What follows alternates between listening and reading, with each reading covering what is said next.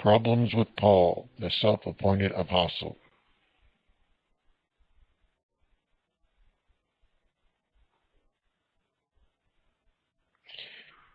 Using Peter in support of Paul contains a dilemma of a catch-22. The dilemma presents itself as a self-defeating argument, also known as a self-refuting ideal or a self-refuting statement.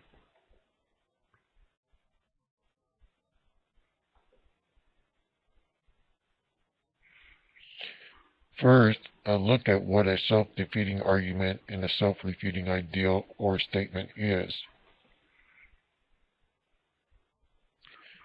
A self-defeating argument, also known as a self-refuting statement, is an argument that fails to meet its own standard or criteria.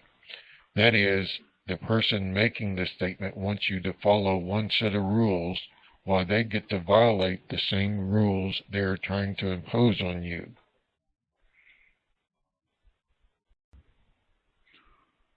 A self-defeating argument is internally inconsistent, self-contradictory, and as such, by definition, is false, and therefore meaningless. Self-refuting ideals are relatively common among those who don't consider the assumptions they're making or what those assumptions actually mean. The result is an argument that undermines itself. A self-refuting ideal is a logical fallacy that occurs when concept A is used to deny concept B, although concept A logically depends on concept B. In short, a self-refuting ideal occurs when the conclusion denies the premises. It is similar to begging the question, where you assume what you're attempting to prove. But in a stolen concept, you are assuming what you want to disprove.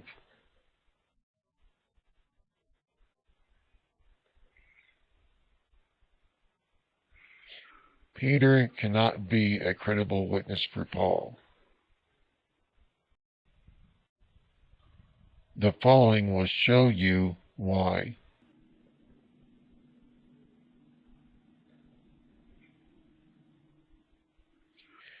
If God gave Peter the apostleship of circumcision, according to Paul, Galatians 2:7, and Christ will profit them nothing, according to Paul, Galatians 5:2, and if Peter continued preaching as if Christ would benefit those through his gospel of circumcision, then Peter would lack credibility by his teaching an unprofitable gospel on behalf of Christ. Galatians 5:2, Behold, I, Paul, say unto you, that if ye be circumcised, Christ shall profit you nothing. By Paul saying that Peter's gospel of circumcision is unprofitable, he is basically saying it is worthless. Paul is trashing the gospel he said was given to Peter. So the circular dilemma begins. If Peter claimed Paul to be credible as a credible teacher, then it creates the situation where Peter is testifying against his own gospel, the gospel of circumcision.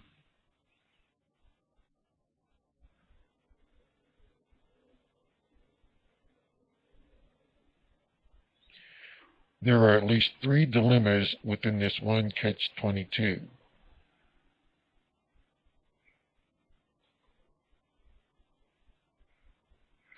Number 1. For Peter to testify on Paul's behalf would be to testify against himself. Paul says the gospel Peter was given is not credible in that Christ is no profit to anyone who follows Peter's gospel of circumcision. If Peter's gospel lacks credibility, how can Peter give a credible testimony to Paul's gospel?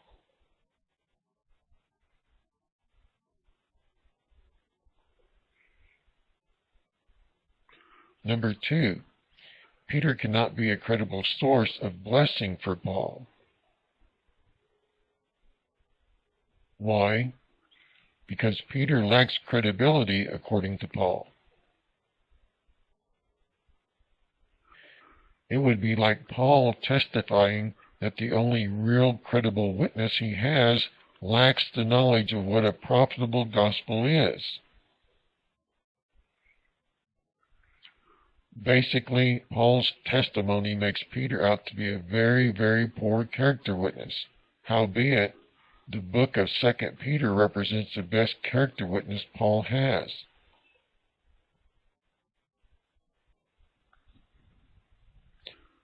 However, because all of the disciples of Jesus followed and taught a gospel of circumcision, only Paul had the gospel of uncircumcision, Galatians 2:7-8, then all of Jesus' disciples followed an unprofitable gospel, taught and preached an unprofitable gospel, as though Christ would be of profit to those that listened to them and followed it.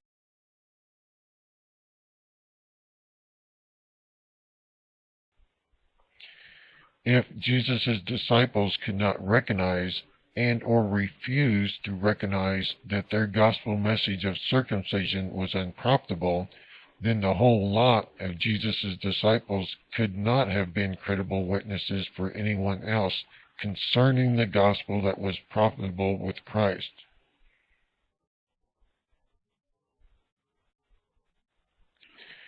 If the gospel of circumcision resulted in Christ not profiting them anything. Number 3, then all 12 of Jesus' disciples would lack the ability to pass on an approval to any others that would have any real meaning.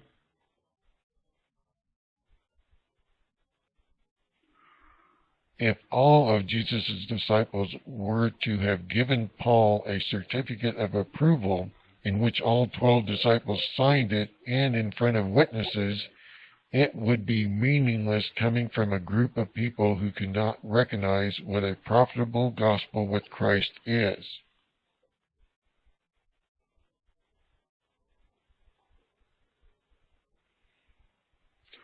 Number 1, for Peter to testify on Paul's behalf is to testify against himself. Number 2, thus Peter cannot be a credible source of blessing for Paul. Number 3, in addition, all 12 of Jesus' disciples then lack the ability to pass on a credible approval to others that would have any real meaning.